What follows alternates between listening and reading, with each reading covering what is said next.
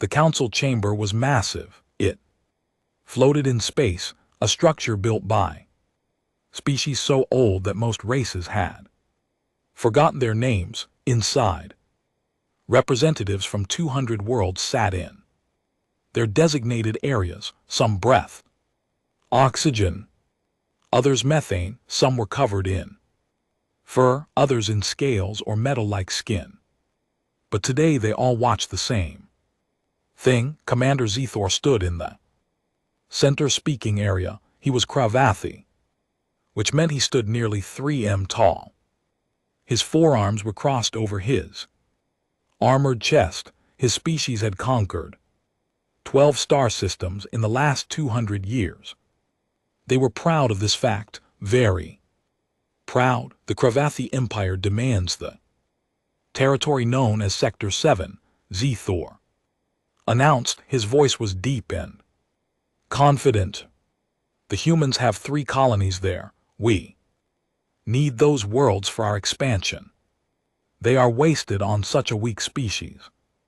A murmur went through the chamber. Some species shifted in their seats. Others made sounds of concern in their various languages. The translation devices worked quickly to help everyone understand. Ambassador Thelvar rose slowly from his seat. He was from one of the oldest species in the galaxy. His people had been traveling the stars when the Cravathi were still learning to make fire. He was thin and tall with silver skin that seemed to glow slightly. His eyes were completely black, showing nothing of what he thought, but his voice carried weight that made even Zethor pause. Commander Zethor Thelvar said calmly, "The Council does not grant territory based on demands, especially not human territory. They are under Council protection."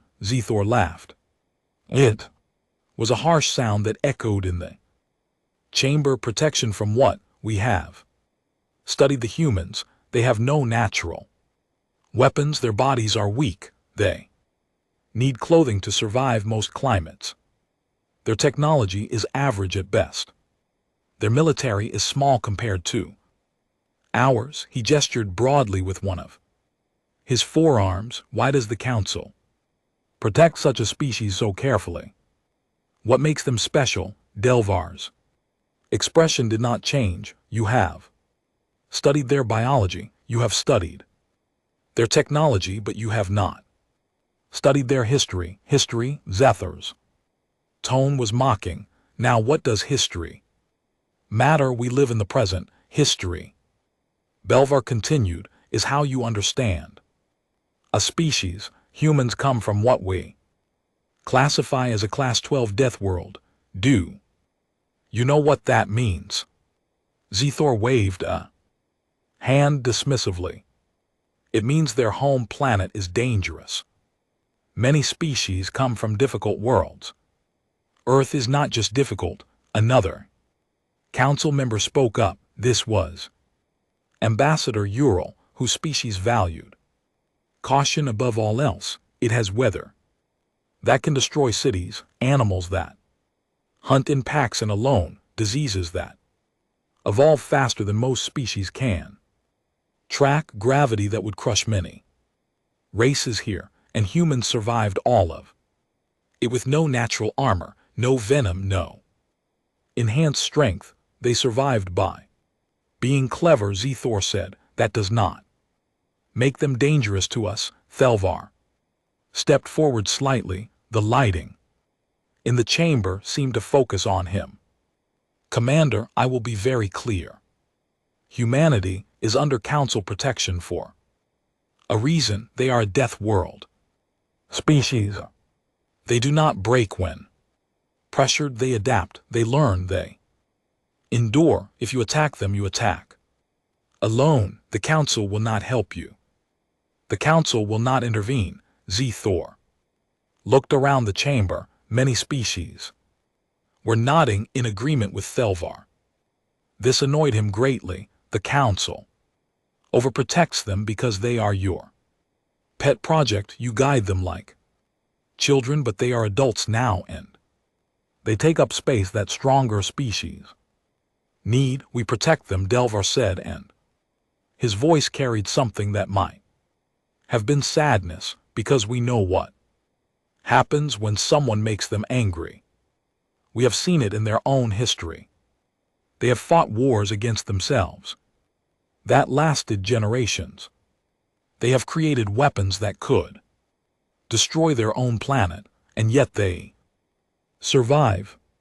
They always survive. Then they should understand that surrender is sometimes necessary. Zethor replied, we will take Sector 7. If they resist, they will learn that the Cravathi Empire does not accept defiance. The chamber was silent for a long moment, then Thielvar spoke one more time. Commander Zethor, I will say this once more, and I suggest you remember it. Do not attack humanity. They are not what you think they are. This is not political posturing. This is not us protecting a favored species. This is a genuine warning. If you attack them, you will regret it. Zethor turned and walked toward the exit. The Cravathi Empire does not take orders from a council that has grown soft. We will do what is necessary for our people. 3 days later, the Cravathi fleet arrived at New Jew. It was a farming colony home to 60,000 humans. The planet was beautiful with golden fields and blue rivers. The colonists had built their settlements to blend with the natural landscape. From space, it looked peaceful and undefended. The defense coordinator for New Jew was a woman named Minso Park. She was in the command center when the sensors picked up the incoming fleet, 40 Cravathi warships moving in formation. They were not hiding their approach. Get me a channel to the Cravathi commander, Mincio ordered. Her voice was calm, but her hands were already moving across the control panels. She was activating emergency protocols even as she spoke. The face of a Cravathi officer appeared on the screen. I am Subcom Commander Thaver. You will surrender your colony to the Cravathi Empire. We claim this world by right of strength. This colony is protected by the Galaxy Council and by human law. Minko said, you are violating both. Leave now and this can be resolved peacefully. Thaler laughed. You have no weapons that can harm us. You have no ships that can match ours. Surrender and your people will be treated fairly under Cravathi rule. Minso took a deep breath. She pressed a series of commands on her console. Message began transmitting on all emergency channels. It would reach the nearest human military base in 6 hours. It would reach Earth in 2 days. I'm afraid I cannot do that, she said. Then you choose the hard way, Thaver replied. The transmission cut off. Cravathi ships opened fire, not on the settlements, not yet. They targeted the communications array first. The dishes exploded in bright flashes. Then they targeted the power stations. The colony went dark except for emergency systems. Mino watched it happen. Her message had gotten out just in time. Now she had to keep her people alive until help arrived. She activated the colony-wide announcement system, which ran on backup power. This is Defense Coordinator Park. The colony is under attack. Initiate Survival Protocol 7. I repeat. Survival Protocol 7. Stay in your homes. Stay away from windows. Help is coming. Outside, the Cravathi troop carriers began their descent. Thousands of soldiers ready to occupy a defenseless farming colony. They expected an easy victory. They expected gratitude. Even many conquered species eventually thanked the Cravathi for bringing them into their empire. What they did not expect was that in 6 hours a human military fleet would receive Minso and LT Unk and GT's message. They did not expect that the message contained detailed scans of their ships, their formations, and their tactics.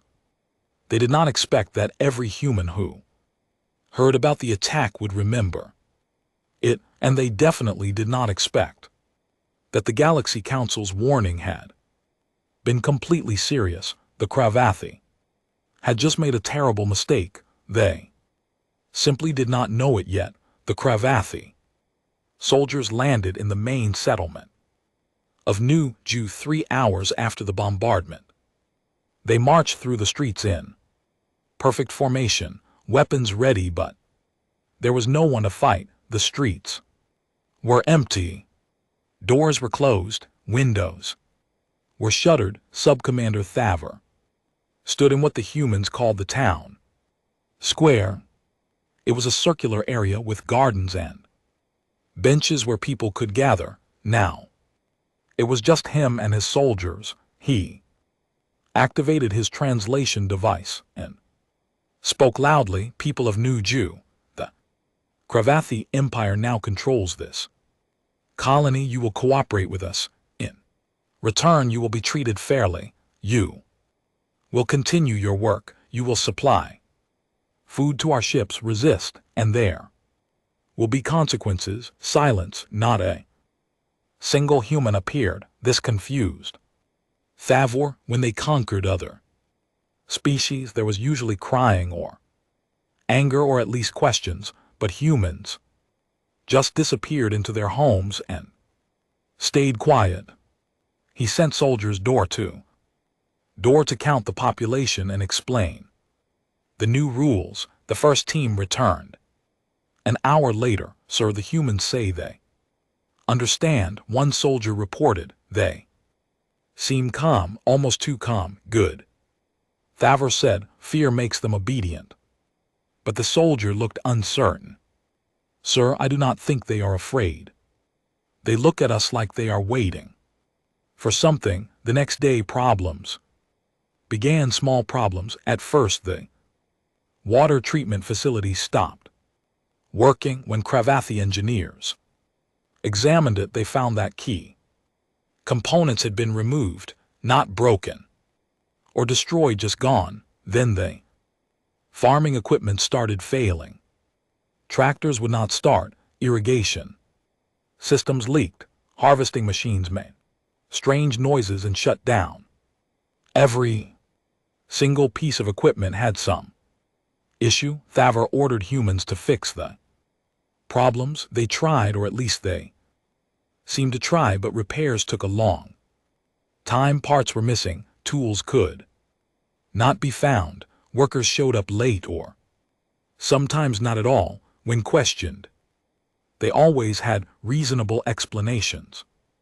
Someone was sick, someone had to care for children, someone misunderstood the schedule. After a week, the Cravathi had accomplished almost nothing. The colony still ran on emergency power. Food production had stopped completely, and the humans remained polite, cooperative, and absolutely useless. They are sabotaging us, one of Thavor's officers said during a briefing.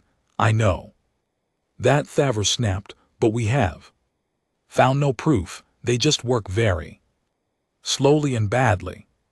We could make examples, another officer suggested.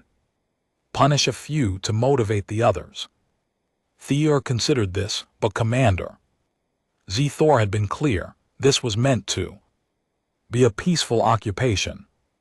Show the galaxy that Cravathi rule was beneficial. Violence now would make them look like brutes. Not yet, he decided.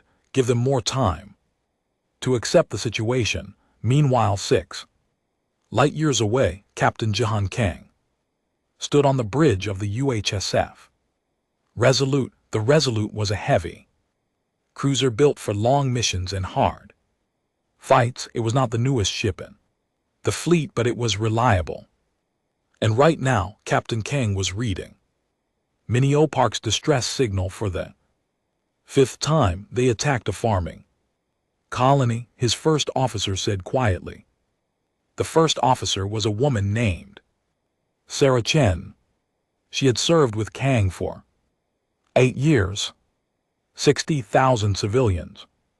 No military presence at all, Kreese. Kang nodded slowly. His face showed no emotion, but his hands gripped the edge of his command chair tightly. How long? Until the Third Fleet is assembled. 48 hours, sir. We are pulling ships from patrol routes and training exercises. Not fast enough, Kang said, but it will have to do. Make sure every ship receives the tactical data from Nuju. I want to know everything about those Cravathi vessels on Earth. In the capital city of Geneva, the human government held an emergency session. President Maria Santos stood before the assembled representatives from every human colony and territory. The room was packed. Everyone wanted to speak. Order. President Santos called out, "We need order. I know everyone is angry. I am angry too, but we must think clearly." A representative from Mars stood up. "They attack civilians without warning. This is an act of war. We must respond. Immediately we are responding," Santos said. "The Third Fleet is already moving. But we must also think beyond the immediate crisis. The Cravathi Empire is large. They have more ships than we do.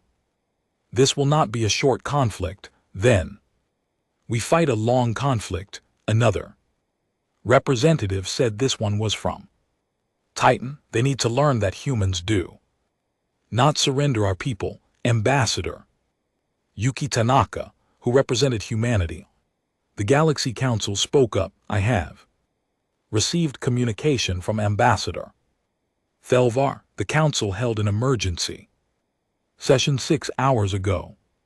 They voted unanimously not to intervene in this conflict. The Cravathi were warned and they attacked anyway, so we are alone." Someone asked. "No," Tanaka said, "we are not alone. The Council is not helping the Cravathi either." And Thelvar sent a personal message. She pulled up a screen and read from it. He says, and I quote, "We warned them. They did not listen. Now humanity will respond as humans do. We will observe, we will remember, and we will update our records accordingly." President Santos understood. The Council was giving humanity permission to handle this situation however they needed to. There would be no political consequences, no sanctions, no pressure to make peace before they were ready. Then we are agreed, Santos said. The Cravathi attacked our people. We will rescue our people and we will make sure the Cravathi regret their decision. The vote was unanimous. Back on the Cravathi home world, Commander Zethor received the report from Nuju. The occupation was not going well. The humans were not fighting, but they were not cooperating either, and now his scouts reported human military ships moving toward the colony. Zethor called a meeting with the Council of Elders. They were the leaders of the Cravathi Empire, old warriors who had won their positions through strength and wisdom. They listened to his report. In silence, the humans are sending ships, Zethor explained, a small fleet. Perhaps 20 vessels, nothing we cannot handle. And the Galaxy Council, one of the elders, asked. They will do nothing. Thelvar made dramatic warnings, but it was all talk. The Council is weak. They talk and debate but never act. Another elder leaned forward. What if the warnings were not talk? What if Thelvar meant what he said? Every Zethor stood straighter with respect. Elder humans are not warriors, they are farmers and scientists and diplomats. They have fought no major wars in 3 generations. Their military exists for defense and pirate control. They will try to negotiate, and if they fight, they will lose quickly. The elders discuss this among themselves in their own language. Finally, the senior elder spoke. Very well, send reinforcements to Nuju. If the humans want to fight, we will show them why the Cravathi Empire has never lost a war, but be ready to offer them terms. We want their territory, not endless conflict. Zethor bowed his head. In respect, it will be done, elders. As he left the council chamber, Zethor felt confident the humans would arrive at Nuju. His reinforcements would be there in 1. The humans would see they were outnumbered and outgunned. They would negotiate, and the Cravathi Empire would gain 3 valuable colony worlds. Without much effort, he did not know that on the Resolute Captain Kang was studying Cravathi tactics. He did not know that human strategists were analyzing every battle the Cravathi had ever fought. He did not know that the entire human military was shifting to a war footing for the first time in decades. And he definitely did not know that humans had learned through thousands of years of fighting each other how to win wars against enemies who were stronger, faster, and better armed. The Cravathi thought this would be easy. They thought humans would be like the other species they had conquered, weak-willed, quick to surrender. They were about to learn that humans were nothing like the other species, and the lesson was going to be painful. The human fleet dropped out of faster-than-light travel at the edge of the new Juju system. 23 ships in total, cruisers, destroyers, and support vessels. On paper, they were outnumbered. The Cravathi had 40 warships now after reinforcements arrived, bigger ships, more weapons. On the bridge of the Resolute, Captain Kang watched the sensor displays. He could see every Cravathi ship. They were arranged in a standard defensive formation around the planet. Textbook military positioning, strong and intimidating. They want us to see them. Sarah Chen said, they are trying to make us afraid. It is working a little, Kang admitted, but fear is useful. It makes you careful. He opened a channel to all human ships, all vessels. This is Kang. Initiate evacuation protocol. Defensive positions only. Do not fire unless fired upon. Subcommander Tho watched the human ships approach. They were moving slowly, cautiously. Good, they understood they were outmatched. He opened a communication channel. Human vessel, this is Subcommander Thaver of the Cravathi Empire. You are outnumbered and outgunned. Turn back now or we will destroy you. Kang and LT Unk and GT's face appeared on Thaver and LT Unk and GT screen.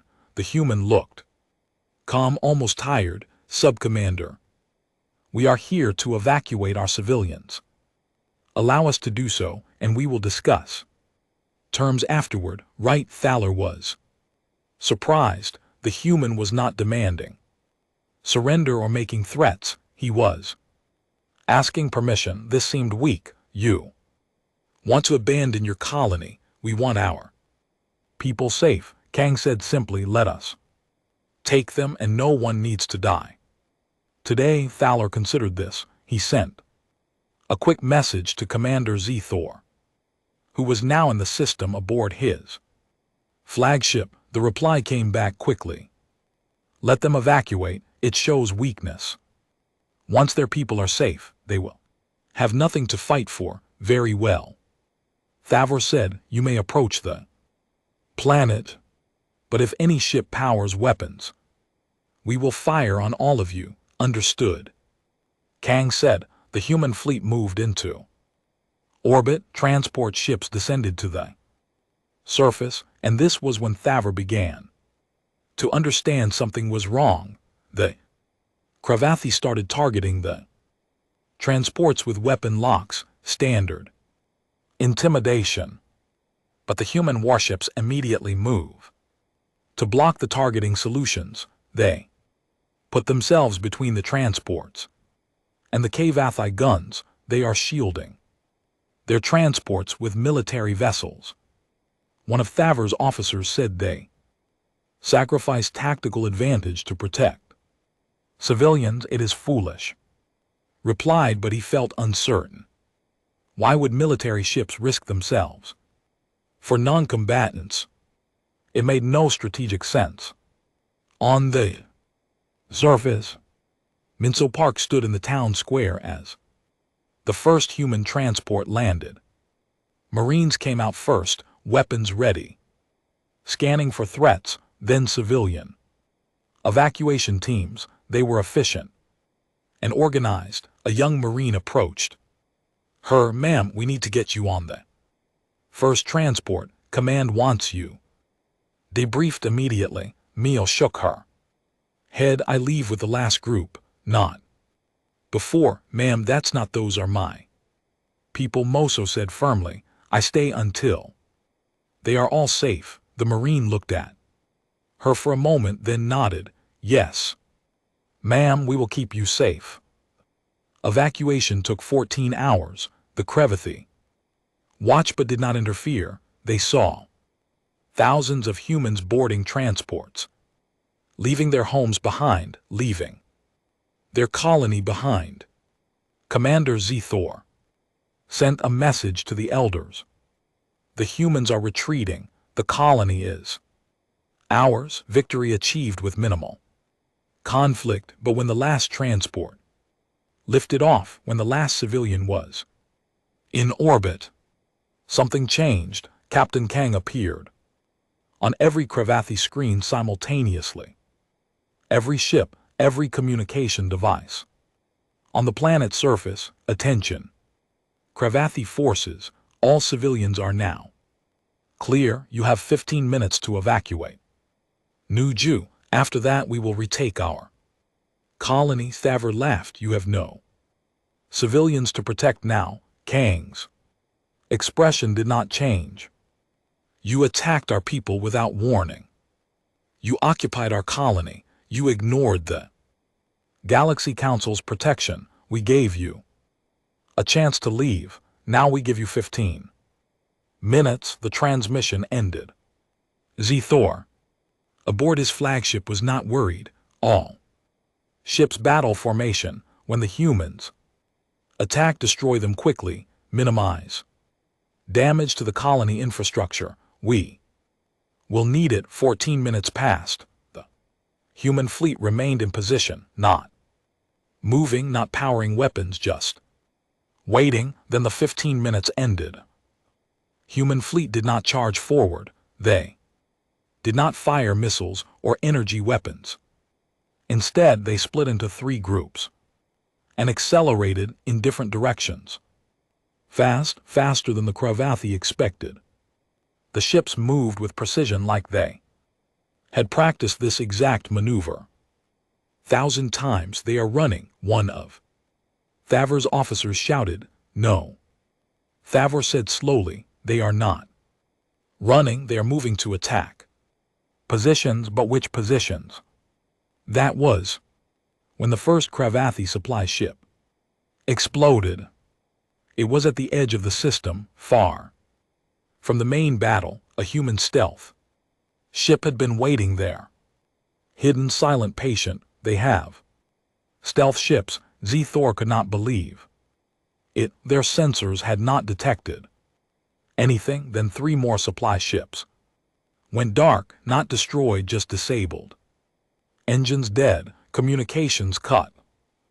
Human ships disappeared again before the Cravathi could respond. Find them, Zethor ordered. All ships full sensor sweep. But the Cravathi sensors found Nothing. Meanwhile, the main human fleet was doing something strange. They were not attacking the Cravathi warships. Instead, they were targeting the orbital stations that the Cravathi had set up. Small stations barely defended. The humans destroyed them in minutes and moved on before the main Cravathi fleet could respond. They are avoiding direct combat. Thaler realized they hit targets. We cannot defend and run before we can engage, then we force them to fight. Zethor said all ships pursue the human fleet, run them down. The Cravathi fleet split up to chase the human groups. This was exactly what Kang wanted. When the Cravathi ships spread out, they lost their formation strength, and human ships were faster in small-scale maneuvers. A group of 5 Cravathi destroyers chased 3 human frigates. The human ships led them toward an asteroid field. The Cravathi followed, confident they would corner their prey, but when they entered the field, the human ships suddenly stopped running. They turned and fired, not at the Cravathi ships, but at specific asteroids. The asteroids exploded, sending debris in calculated directions. The Cravathi ships had to scatter to avoid the debris, breaking their formation. That was when the human ships attacked. Quick, precise strikes at weak points, engines, communication arrays, weapon systems, not trying to destroy the Cravathi ships, just disable them. Then the human ships vanished into the asteroid field again. What kind of tactic is this? One Cravathi captain demanded over the communication channel. The answer was simple. It was human tactics. Humans had fought wars against themselves for thousands of years. They had learned that you do not always need to be stronger. Sometimes you need to be smarter, faster, more adaptable. Over the next 6 hours, the battle became a nightmare for the Cravathi.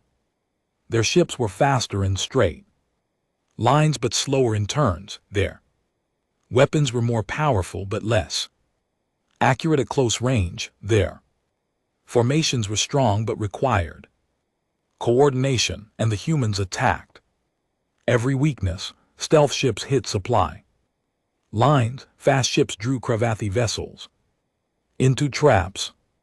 The main fleet never stayed in one place long enough for the Cravathi to mass their forces, and every time the Cravathi adapted to one tactic, the humans switched to something new. By the time the sun rose over New Jeju the next day, the Cravathi had lost 12 ships, not destroyed but disabled, and a drift. The human fleet had lost 1 destroyer, and more importantly, the Cravathi ground forces on New Jeju were now cut off from resupply and reinforcements. Commander Zethor sat in his command chair staring at the tactical display. This was not how the battle was supposed to go. The Cravathi Empire had never faced an enemy like this. Enemies either fought honorably or surrendered. They did not do whatever it took to win. Pull back, he ordered. Finally, retreat to high orbit. We need to regroup. But as the Cravathi fleet withdrew, Zethor sent an emergency message to the home world. The message said, "We need more ships. The humans are not what we expected. Send everything you can on the Resolute." Sarah Chen looked at the sensor data. "Sir, the Cravathi are retreating. We won." "No," Kang said quietly. "We won this battle. The war just started and they will come back with more ships." He looked at his crew. "Good work, everyone. But prepare for the next fight. It will be harder." In the Galaxy Council chambers, Ambassador Thelvar watched the battle reports. Another council member approached him. "Should we intervene?" The Council member asked. No, Thielvar said. We warned the Kravasi. They chose not to listen. Now they learn what it means to fight a species that survived a death world. He paused. I do not think they will listen to warnings anymore. But they will. Humans are very good teachers when they need to be. 3 weeks, that was how long the war lasted before everything changed. The Kravathi Empire sent more ships to fight the humans, much more. They pulled vessels from every sector. They controlled 100 warships, then 200. They were not taking chances anymore. This was a full military response, but something strange kept happening. Every battle taught the humans something new, and humans learned fast. In the second week, the Kravathi tried a new formation designed to counter human hit-and-run tactics. It was a brilliant formation developed by their best strategic minds. It worked perfectly for exactly 3 battles. By the 4th battle, human ships had adapted. They found the weak spots in the new formation and exploited them ruthlessly. How do they learn so quickly? A Kravathi admiral demanded during a strategy meeting. We take years to develop new tactics. They counter them in days. They share information. An intelligence officer explained. Every human ship sends detailed battle reports to every other human ship. Every captain studies every engagement. They treat each battle like a classroom. Commander Zethor stared at the tactical displays showing the current state of the war. The Kravathi had more ships, better weapons, but they were losing ground. This should not be possible, he said quietly. On New Juju, the situation on the ground was even worse for the Kravathi occupiers. The human civilians were gone, but human soldiers had landed, not in massive numbers but in small teams. They moved. At night, they struck without warning. They made the Kravathi afraid of the dark. Commander Sujin Lee led one of these teams. She had 12 soldiers with her against 3,000 Kravathi troops in the main settlement. On paper it was suicide, but Sujin had studied Kravathi psychology. She knew what scared them. Kravathi were pack fighters. They felt safe in groups. They relied on overwhelming force and direct confrontation. So Sujin did the opposite. Her teams attacked supply depots at night. They sabotaged equipment. They cut communication lines. They never stayed in one place. They never fought fair. After 1 week of this, the Kravathi ground forces were exhausted. They slept in shifts, always watching for shadows. Every sound made them nervous. They started shooting at things that were not there. Morale collapsed. Subcommander Thil tried to restore order. He organized patrols. He set up defensive perimeters. He used every tactic from the Kravathi military handbook, but the handbook assumed enemies who followed rules. Humans did not follow any rules except winning. One night, Thaver's command post came under attack, not from gunfire or explosives. From sound. Human soldiers had surrounded the building and played audio recordings at high volume. The recordings were of Kravathi distress calls, wounded soldiers dying, commanders mixed with human voices speaking in broken Kravathi. We are coming. We are patient. We are always watching. We are coming. We are coming. We are coming. It was psychological warfare. It was cruel. It was effective. Thaler sent a message to Commander Zethor. I cannot hold New Jew with current forces. The humans do not fight like any species we have encountered. They treat War like hunting, request immediate reinforcement or permission to withdraw. The reply was simple, hold position. Retreat is not an option, reinforcements are coming, but the reinforcements never made it to New Jew because in the third week humanity launched Operation Counter-Strike. Human intelligence had spent 2 weeks studying captured Cravathi technology and intercepted communications. They mapped every Cravathi military installation in 3 sectors, every supply depot, every repair station, every communication relay, everything, and then on the same day at the same hour, human fleets attacked all of them simultaneously. Not the Cravathi home world, humans were not conquerors.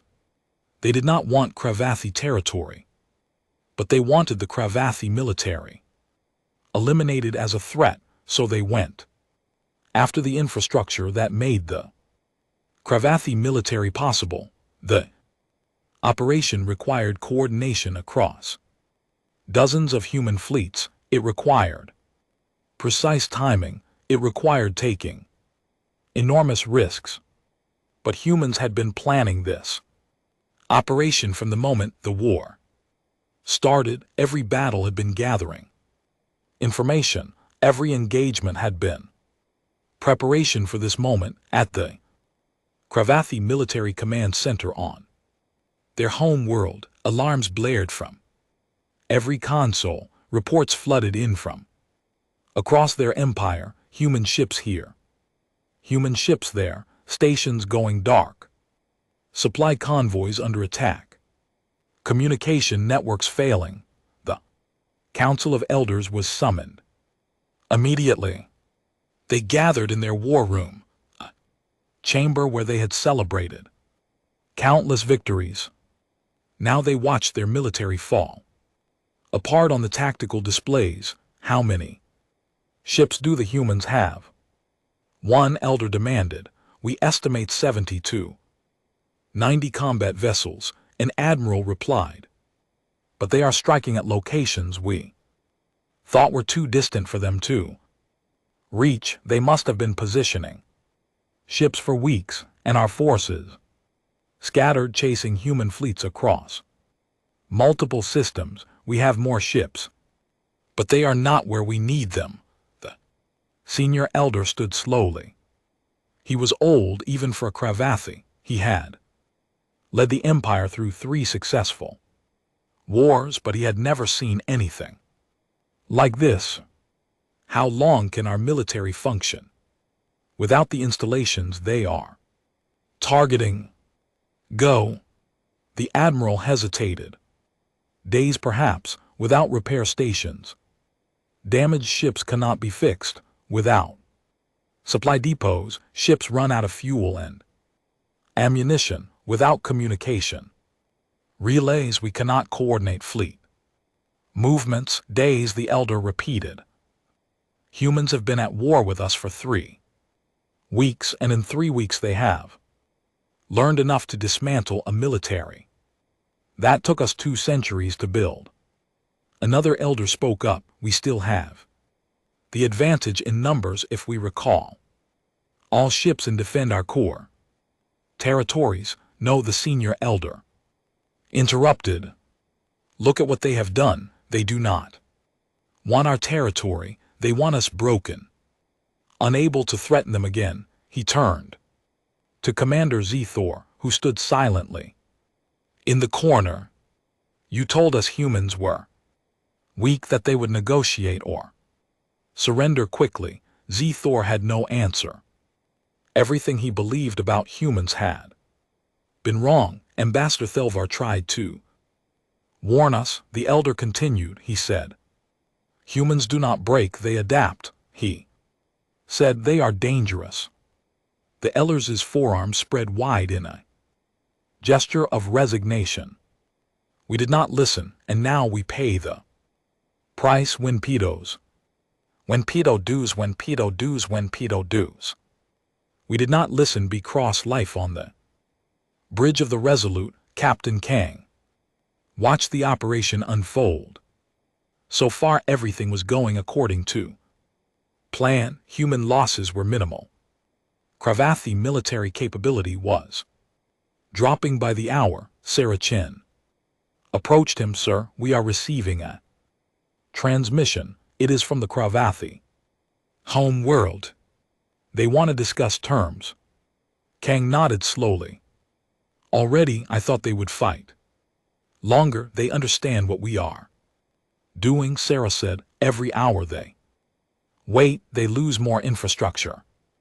Eventually, they will have nothing left to negotiate with. Connect me to the human diplomatic team on Earth, Kang ordered. This is not a military decision anymore. Hours later, a secure channel opened between Earth and the Cravathi home world. President Santos appeared on one screen, the Cravathi Council of Elders on another. We wish to discuss ceasefire terms, the senior elder said. There was no arrogance in his voice now, just exhaustion. A ceasefire requires certain conditions, Santos replied. Her voice was calm and professional. First, all Cravathi forces must withdraw from New Jew and all human territories immediately. Second, all human prisoners must be released.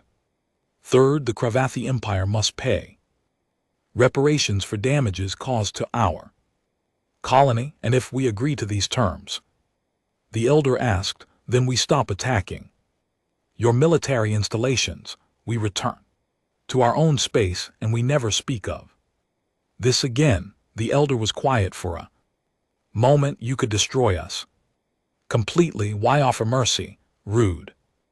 Rude. Santos leaned forward slightly.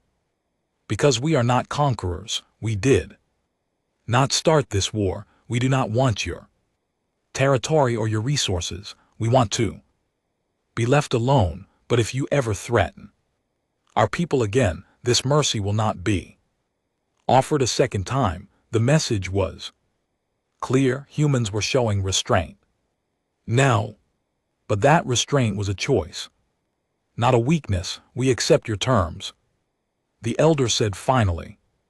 But as the transmission ended, the elder sat alone in the war room looking at the displays. The war was over, yes, but the lesson would last forever. The Cravathi Empire had been one of the strongest military powers in the galaxy, and in 3 weeks humans had reduced them to requesting peace. 3 weeks. The elder thought about Ambassador Thilvar's warning about how humans survived a death world with no natural weapons, about how they adapted and endured. The warning had not been about human technology or human numbers. It had been about human nature. Humans did not fight like other species. They fought to win. They learned from every mistake. They adapted to every challenge.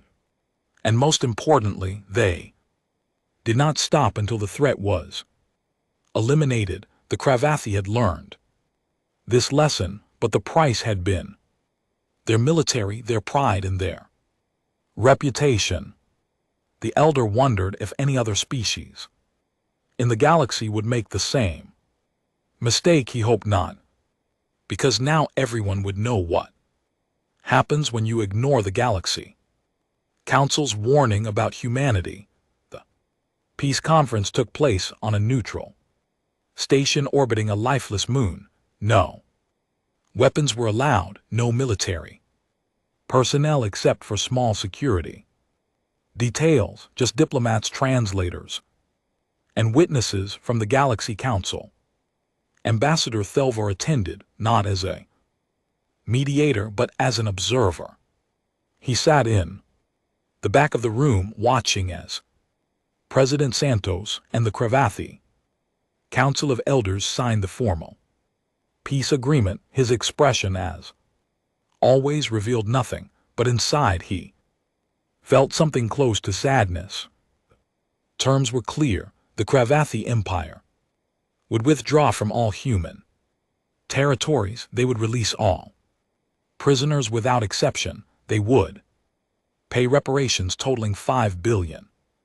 Galactic credits for the damage to New Jeju and the loss of life, they would. Also reduce their military by 50% over the next 10 years with Galaxy Council. Observers monitoring compliance, but the final term was the most significant. The Cravathi Empire formally acknowledged that they had violated Galaxy Council protections, ignored repeated warnings, and initiated an unprovoked war. This acknowledgement would be recorded in Council archives forever. Every species would read it, every species would know. Commander ZTH Core was not present at the signing. He had been removed from command and was awaiting trial on his home world. His career was over, his reputation destroyed, but Zthor had learned something in those 3 weeks of war. He had learned that strength is not just about weapons or numbers. Sometimes strength is about knowing when not to fight. Subcommander Thavor stood at detention behind the Cravathi elders. He had been evacuated from New Jeju during the ceasefire. He had not slept well. Since then, every time he closed his eyes, he heard the sounds of that night. Human voices in the darkness, the psychological warfare, the feeling of being hunted. After the signing, the senior Cravathi elder approached Ambassador Thelvar privately. The ancient alien looked at the old Cravathi warrior with those black expressionless eyes. You tried to warn us, the elder said quietly. You told us exactly what would happen, and we called it political posturing. I know, Elva replied. Have seen this before, not with humans specifically, but with species who ignored warnings about other death world races. Pride is a dangerous advisor. Why did you not tell us more clearly? Why not explain in detail what humans could do? One, Thelvar tilted his head slightly. Would you have believed me if I had described exactly what happened in this war? Would you have thought I was being truthful or trying to scare you? The elder had no answer, because Thelvar was right. If he had described human tactics, human adaptability, human determination, it would have sounded like exaggeration, like propaganda designed to protect a favored species. There is something I still do not understand, the elder said. Why do humans fight so effectively? They have no natural weapons. They are physically weaker than most warrior species. What makes them so dangerous? Delvar was quiet for a long moment. Then he spoke carefully. Humans have fought wars against themselves for thousands of years before they reached the stars. They perfected the art of killing other humans. They know every tactic, every strategy, every psychological trick. They know war intimately because they have practiced it on each other. He paused. And because they know the cost of war so well, they prefer not to fight, but when they do fight, they use everything they have learned, every lesson from every human war in their history. The elder absorbed this information. So they are peaceful because they understand violence. Exactly, Thelvar said, and that understanding makes them more dangerous than species who see war as glory or ritual. Humans see war as problem solving. They study the problem, adapt to it, and solve it as efficiently as possible. I wish we had understood this before we attacked them. That is why the council protects them. Thelvar clears throat said, not because they need protection from others, because others need protection from what happens when you threaten them. Several days Later, Captain Jihung Kang stood in the rebuilt town square of Nuju. Reconstruction was already underway. Human engineering teams had arrived. Within hours of the Cravathi withdrawal, they worked quickly, efficiently. Within a month, the colony would be functional again. Within a year, it would be better than before. Menio Park walked over to him. She had a tablet in her hand showing construction schedules and resource allocations. Captain Kang, the civilian government wants to award you and your crew medals for the evacuation and liberation of Nuju. Kang shook his head. We were doing our job protecting our people. That does not require medals. Still, Minso said, what you did saved lives. You could have attacked immediately, but you evacuated civilians first. That decision mattered. Of course we evacuated first, Kang said, looking at her with mild confusion. They were civilians. They were what we were fighting for. What kind of military would we be if we risk the people we are supposed to protect? Mo smiled slightly. Cravathi did not understand that. They thought protecting civilians was a weakness. Then they do not understand humans at all. Kang replied, we fight to protect, not to conquer. There is a difference across the galaxy. News of the war spread quickly. Every species heard the story. The Cravathi Empire, a major military power, had attacked a human colony. The Galaxy Council had warned them not to. They attacked anyway, and in 3 weeks humanity had dismantled the Cravathi military machine. 3 weeks. Some wars lasted years. This one lasted 3 weeks. In council chambers, on trade stations, in diplomatic meetings, species talked about what happened, and slowly a phrase began circulating in various languages. When translated to human languages, it came out as, do not anger the Deathworlders. Some aggressive species that had been planning expansion into human space quietly canceled those plans. Some pirates who operated near human shipping lanes found new territories. Some political groups that had questioned whether humans deserved council protection suddenly had no more questions, and the Galaxy Council updated their official records. Next to humanity's entry, they added new classifications. Warning level, maximum threat. Assessment, extreme if provoked. Recommended action, diplomatic. Engagement only, military engagement. Strongly discouraged. Ambassador Thelvar reviewed these updates personally. He added one final note to the record. Humanity is a death world species that has fought itself for millennia. They understand war better than most species. They prefer peace, but if forced to fight, they will use every tactic, every strategy, every lesson from their violent history. They adapt quickly. They learn constantly. They do not surrender easily. They protect their people above all else. Approach with respect and honesty, never with threats. 1 year later, at a Galaxy Council session, a young species requested permission to establish trade relations with humanity. The request was approved unanimously, but before the young species left, Ambassador Thelvar approached their representative. A word of advice, Thelvar said. Humans are excellent trade partners. They are honest, creative, and reliable, but if you ever have a dispute with them, resolve it through words and negotiation, never through threats or violence. Why?